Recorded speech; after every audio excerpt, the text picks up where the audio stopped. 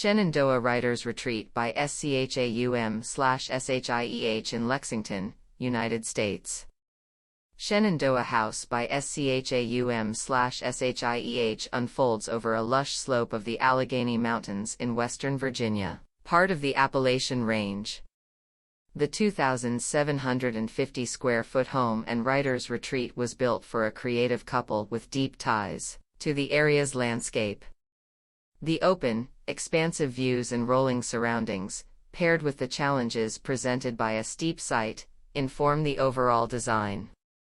Schaum/Shieh connected with the couple at a dinner party hosted by mutual friends, where one husband, a renowned anthropologist, unveiled sketches of a home he dreamed up based on his travels in Athens, where he spends a significant amount of time for fieldwork. A conversation developed from the drawing. Keeping that dinner conversation in mind while starting from scratch with Schaum/Shieh, that night's drawing informed several broad inspirations for the final home, a long, airy plan that embeds organically into the topography.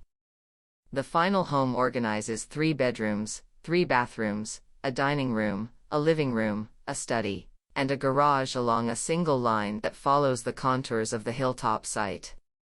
Rooms extend out from this central line, some embedding into the hillside and others facing the views to the horizon.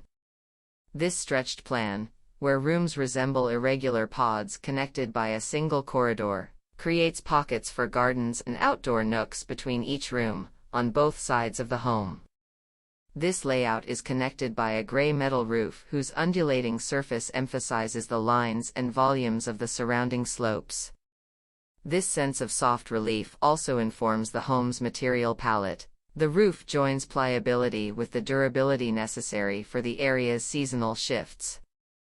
Built from insulated stucco, the body of the home fuses the smooth, white finish of seaside Greek architecture with materials like the exterior insulation and finish systems, EIFS, cladding system, used locally on small commercial buildings, like gas stations.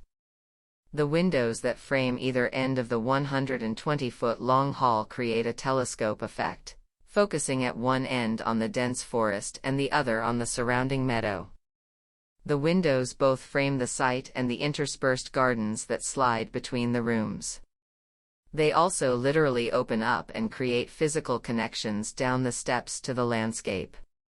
On the uphill side, simple clerestories create a connection to the treetops and sunset over the ridge. Inside, the folds of the roof inform the organization and detail of each room. No lights or other features interrupt the ceilings. Instead, lighting emerges through slots at the ceiling edge and on the quasi-furniture objects that provide texture across the home.